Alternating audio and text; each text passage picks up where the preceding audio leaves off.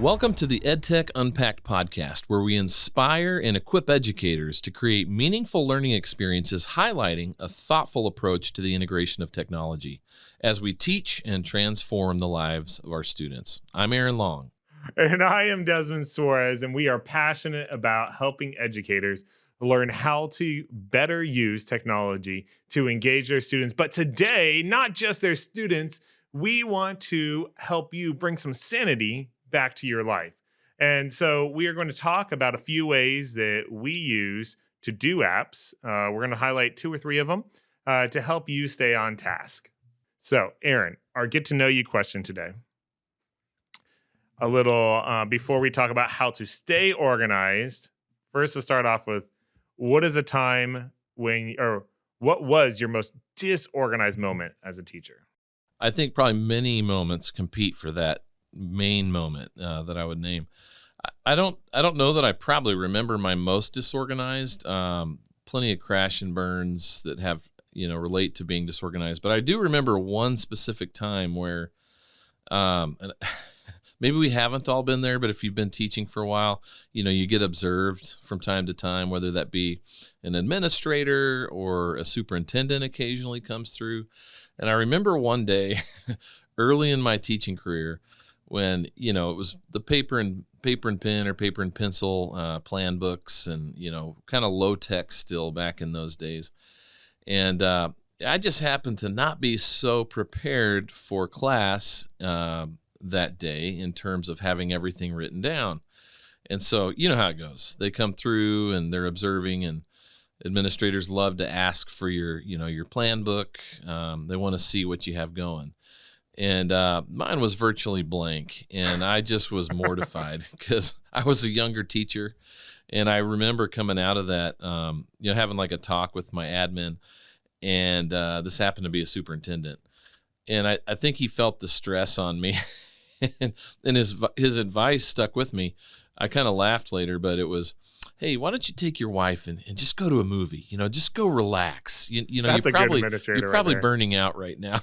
Yeah. So he took a very grace-oriented approach. How about you, Desmond?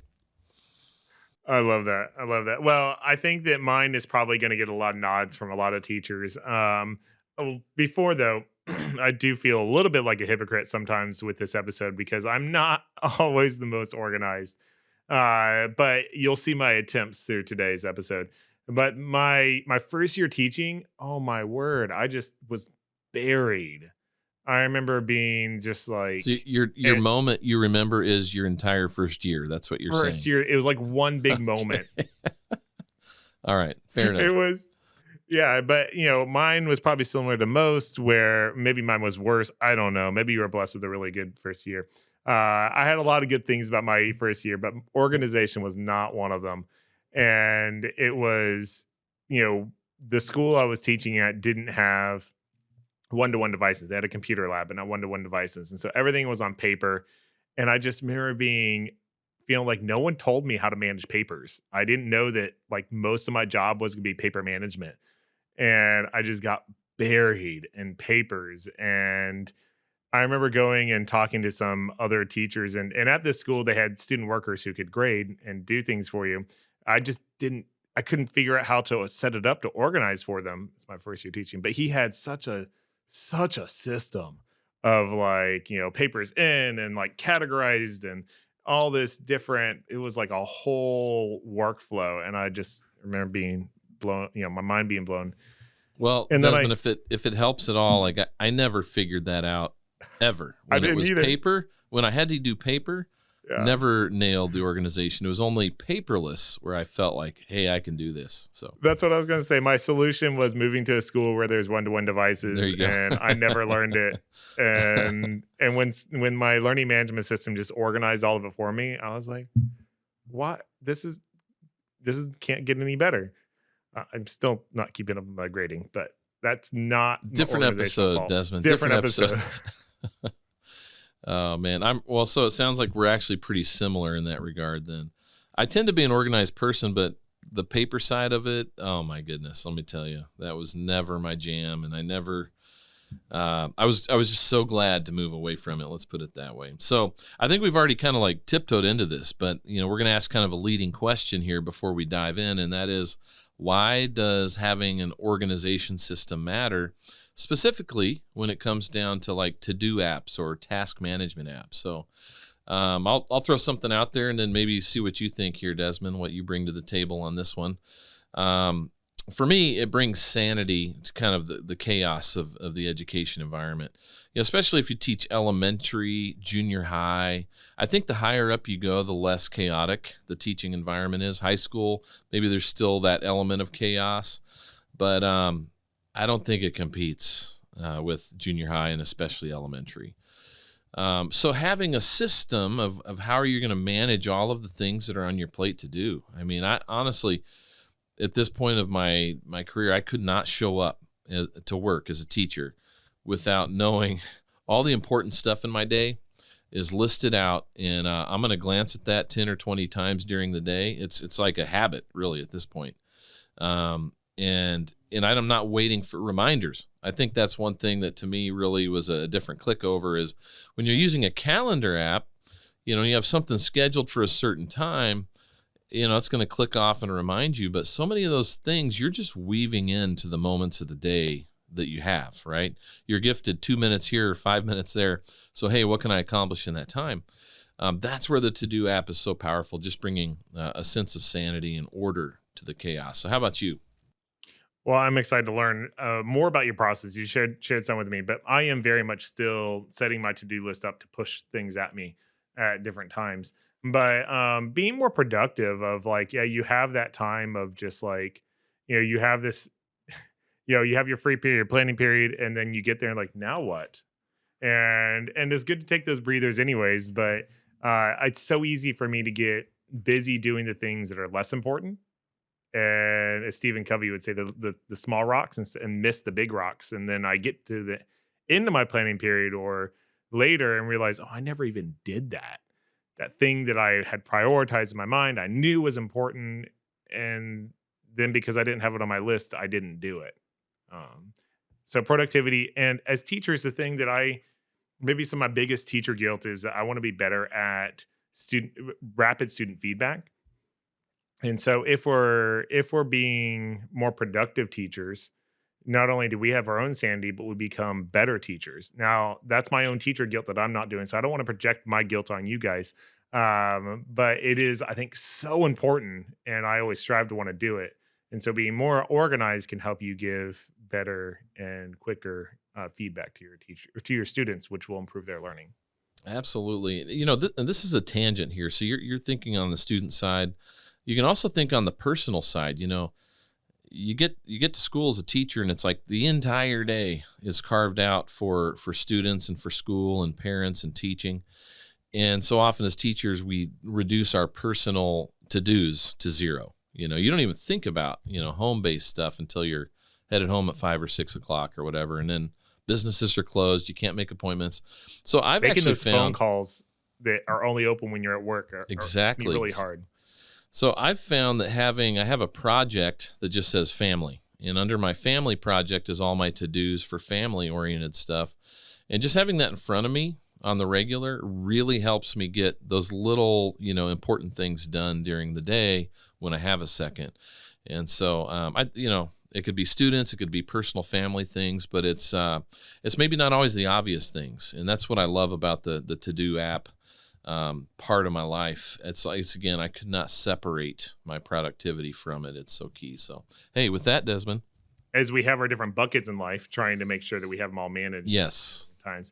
And so you already kind of started the demo. So now let's unpack the tech. Let's do it.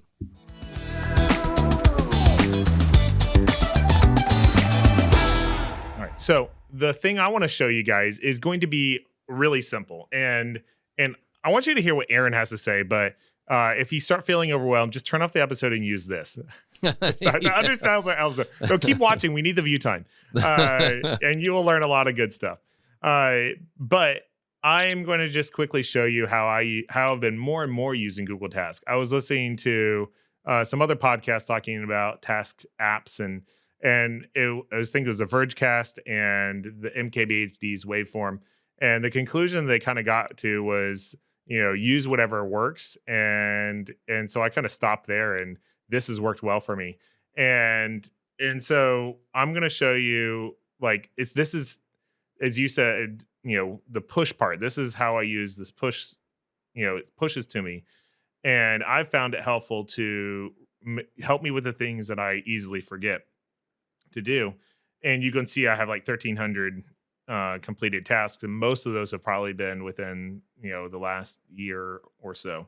Um, and so I love it because now I'm on an Android. I think you can do similar stuff. It's probably not as frictionless on iPhone, and I'm sure Apple Notes does something similar, but I'm doing Google today. So I love it because on my Samsung Watch, I can hold my button to get the Google Assistant, and I can say, remind me tomorrow at 3 p.m. to do my grading. Now you'll see it's now already in my to-do list. Did you see that happen real time? And it's on my phone as well. I have a widget on my phone so I can see it, and it's time-based.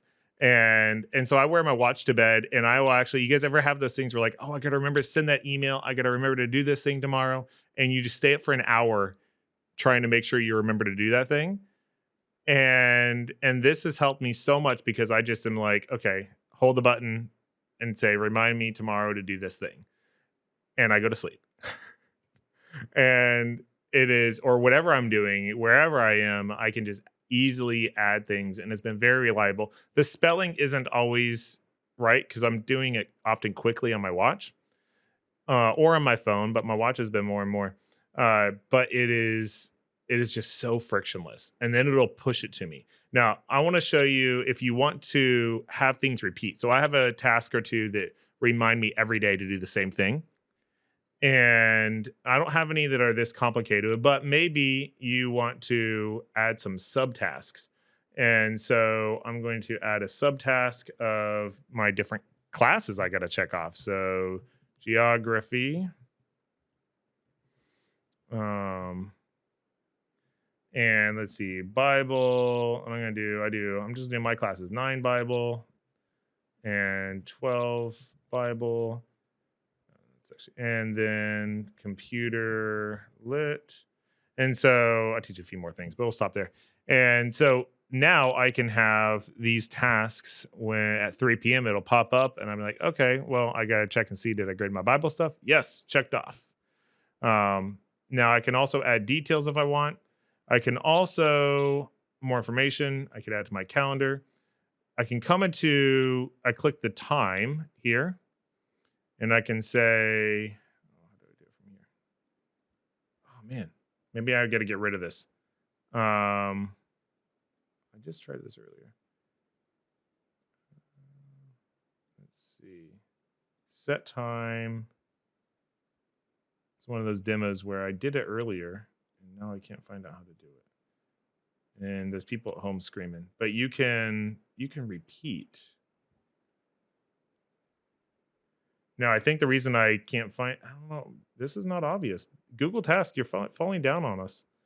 The way I usually do my repeats, here. Nope. Is I will just say, remind me every weekday at 3 to do grading. Now it's going to add a new one.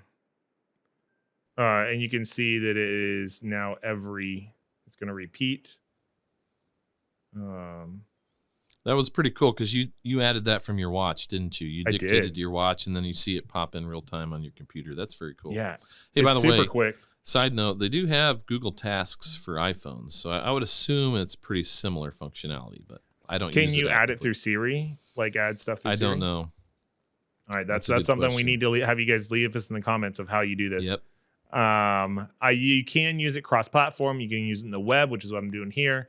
You can use it in the apps. I think the web page is recent because the most way you've been able to access it is through a slide out in Gmail and in Calendar. But yeah, it's great. I mostly use the widget on my phone and use it through Google Assistant, telling it to do things. So my demo is short because it's really straightforward, that's my demo. Nice. It's already my turn. Yeah, it's already your turn, ready or not. Before we jump to it, though, I would say I appreciate the simplicity. I mean, what you said leading in about the podcast you listened to and how they said if it works, use it. Just go with it. That's really what it's about. You don't need super user, power user features for the most part. You might see something I share that you like, and you say, hey, that's for me. But what I'm going to share with you is not free. What Desmond's sharing with you is free. And I love the simple integration with Google Calendar. As I get in a little bit to what I'm going to share, that was one of my leading requirements when I looked for a task manager's. It has to integrate with Google Calendar because so many of those tasks have due dates and due times. And I want to reference two things, my to-do list, but I live on Google Calendar as well. And I want them both to integrate. And you're right. This is, if I pulled up my calendar, which I'm not ready to do, so I won't.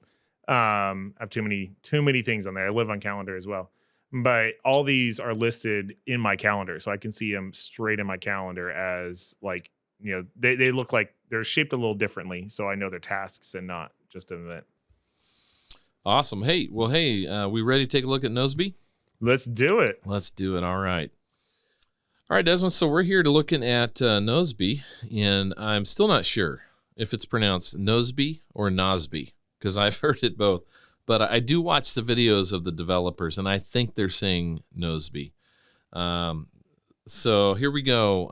Some of the things I love, and I'll just try to take you through the core functionalities first.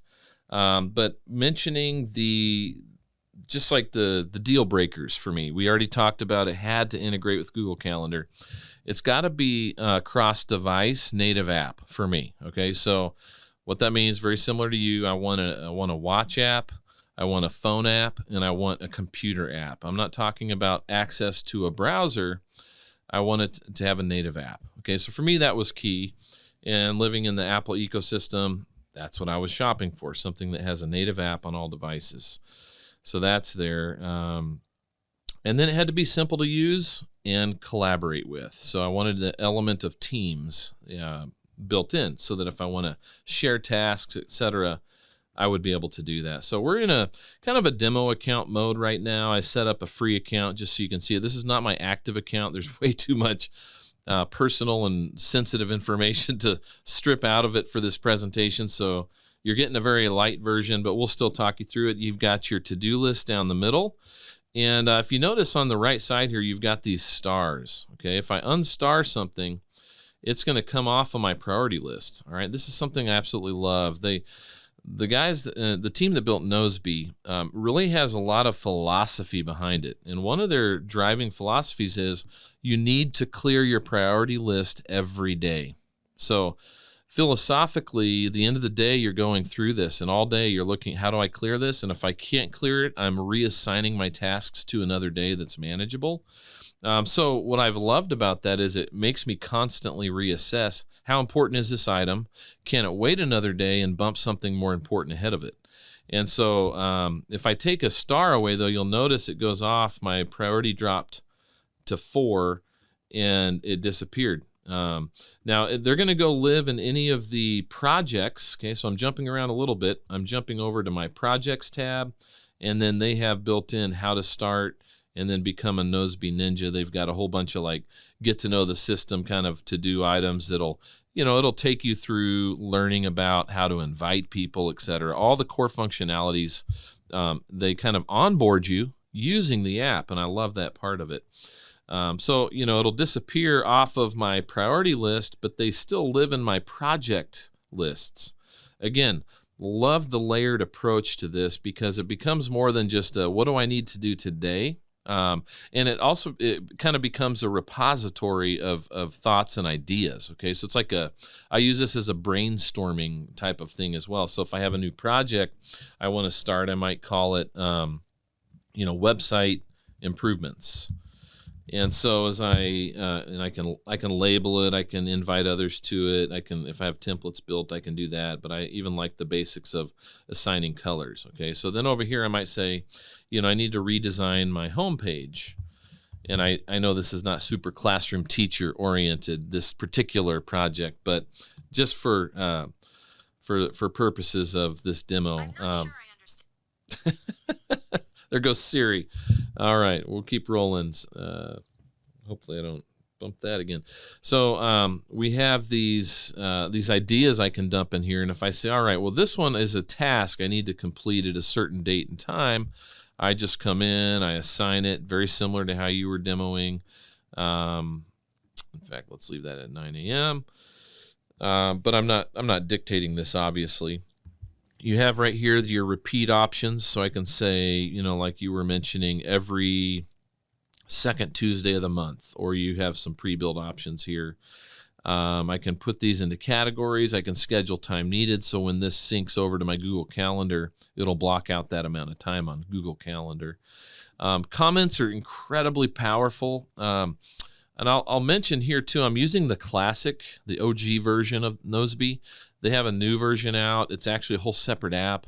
I have not transitioned over to the new app yet because I have so much in here, and I just honestly have not taken the time to transition. There's some importing over. If you're just starting out, go with the new version.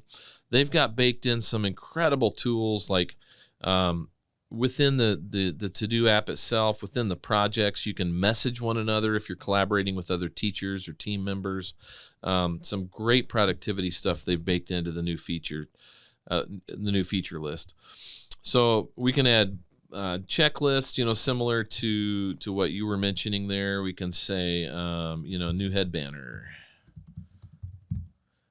We can just go down the list here, intro text, and make our notes, save that. That saves as its own note on this to-do item. Okay, so this now becomes a repository of information about this one to-do item.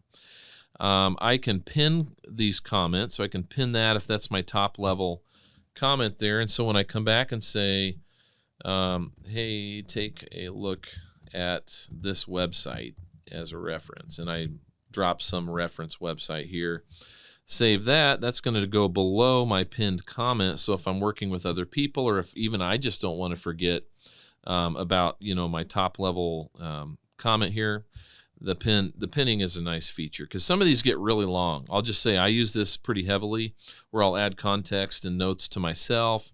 Another neat feature here is you can actually, within your account settings, email yourself, and it will. You can hashtag into a to-do item or a project. Okay, so I can send myself an email, and here I am hunting for it. Maybe it's under integrations. Here it is. So I can send an email to aarondemo.51864@nozbe.me, and if I can hashtag it up, it'll either just send it in as a new to-do item, or if I hashtag it according to the project or task, it'll actually attach it wherever I'm sending it. Okay, so I come across an email or even a website, and I just want to shoot myself an email. Maybe I'm away from my computer. I love this functionality of being able to send myself things, and it just kind of appears where I want it to. While we're on this tab, you've got the integrations. You can integrate your Google account with Google Calendar, but also it has Google Drive integration. That's huge because you can directly link to documents, spreadsheets, etc. within your to-do item notes.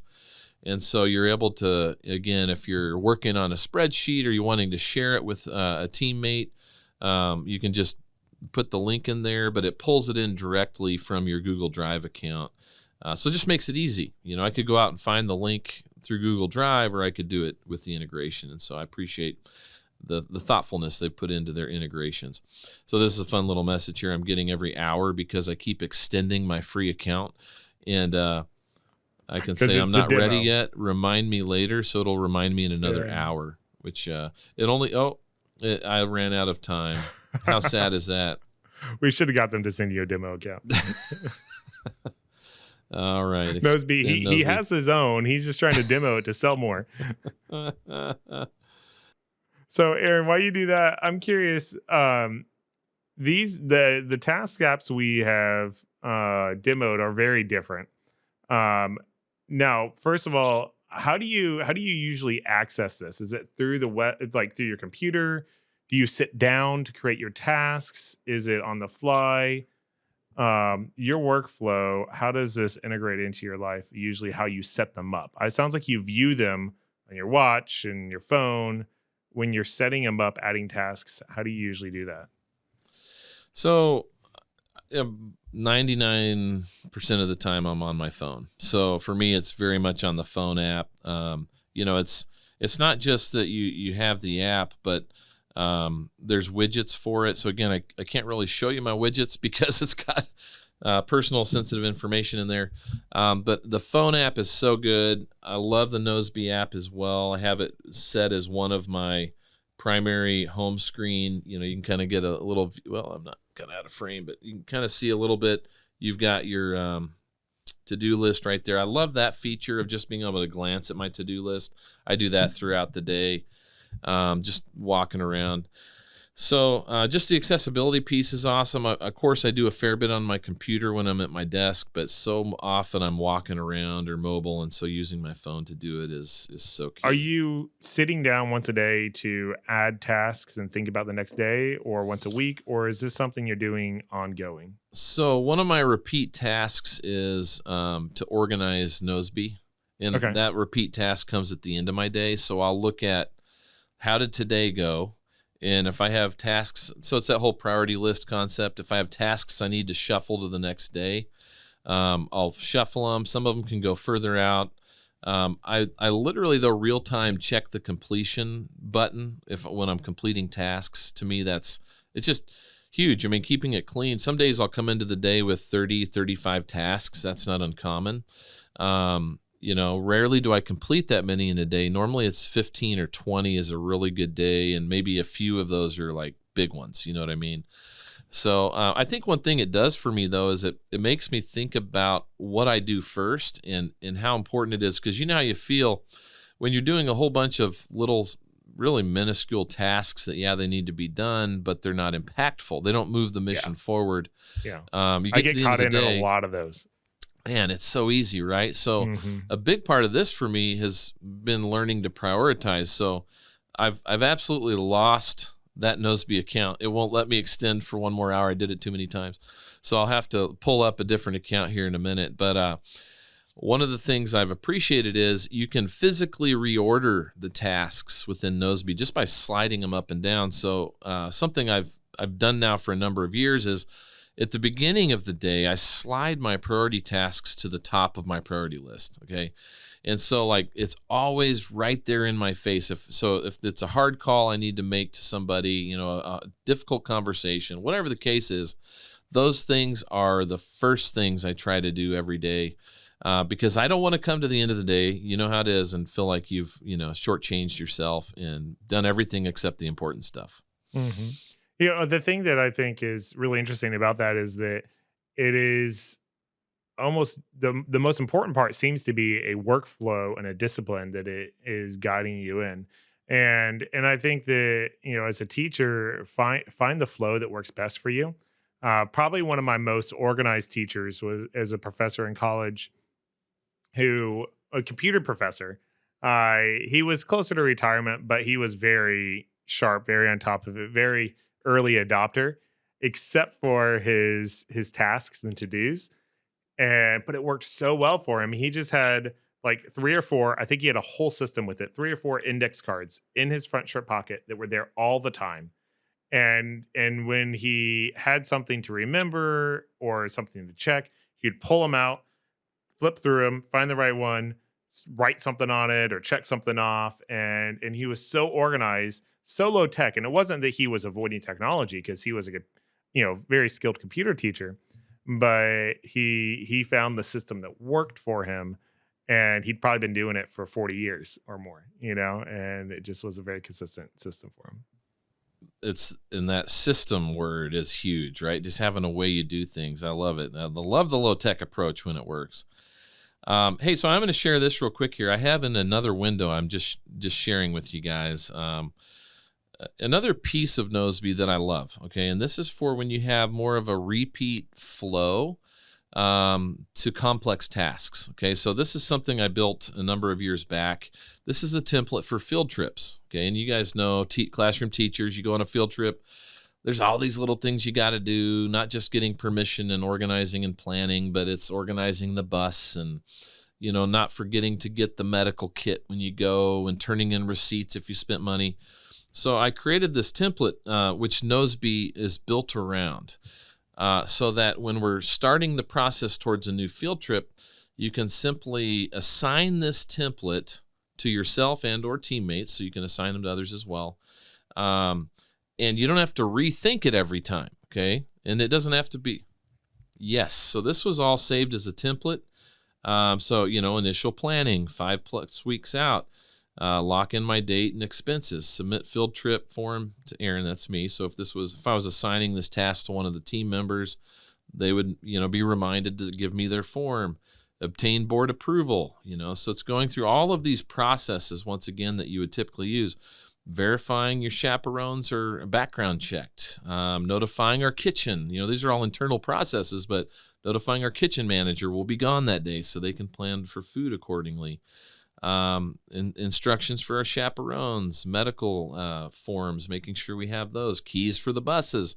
These are a lot of things that it's easy to forget any one thing and then you're gone on the field trip. We've probably all been there, right? Oh man, I forgot. Get this, Desmond. One time we were headed to the state fair and I forgot all of our tickets until we got there. Our entire school group had no tickets. They were so nice and let us in without tickets. It was amazing. That's awesome. But hey, if I'd had Nozbe, this was before the days of Nozbe for me, back when I was a teacher in Arizona. But I love this element of being able to kind of pre-think these to-do items, save it as a template, and then you roll around to one of these events, boom, deploy the template, and all the thinking is done for you. You just have to edit the due dates for these different activities. So very powerful feature. All right. Hey, some other things I would love to show you, but to be honest with you, we actually hit through a lot of the primary components. So instead of going back into the app and wrestling with extending it for another hour, I would just summarize it by saying all of those power tools that I'm not showing you today, they're not necessary. They're really not.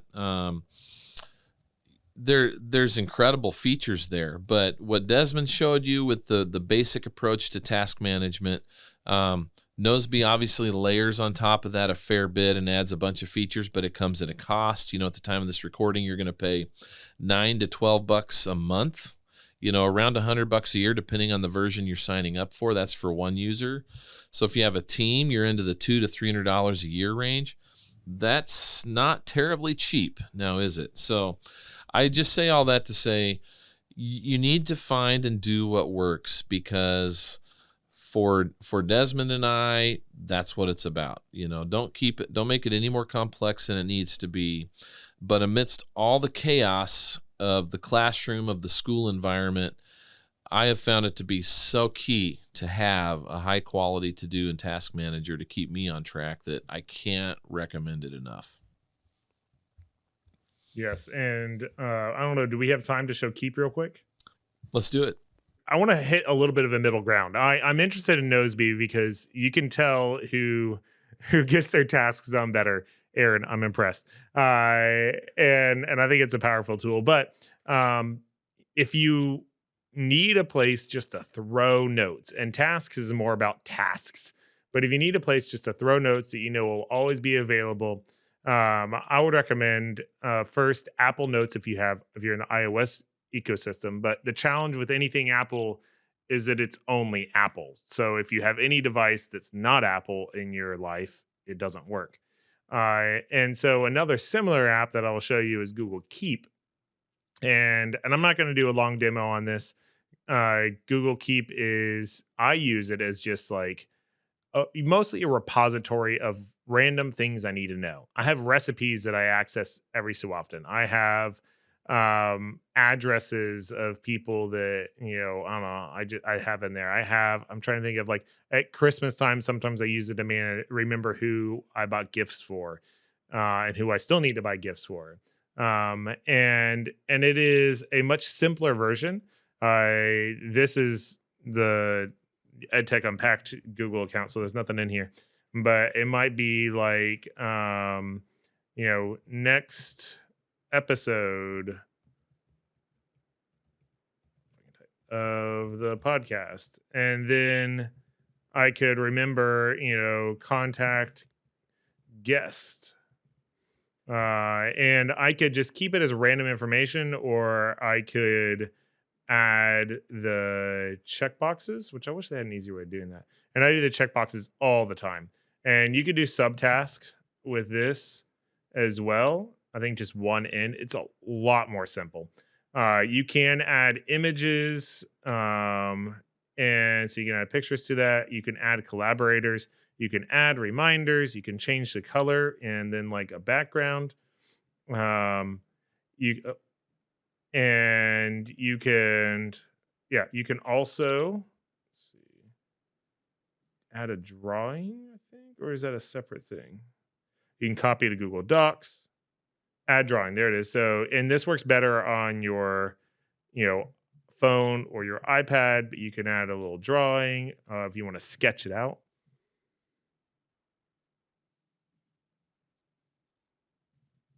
Yeah, well, I guess I just did it on my yeah. You create nice artwork with it, I'm sure. Just did it with my touchpad. So I like this because it is really quick to do. You could also use Google Assistant or Gemini to generate things. So you could say, "Hey, you know, I'm going to be taking a trip to New York City."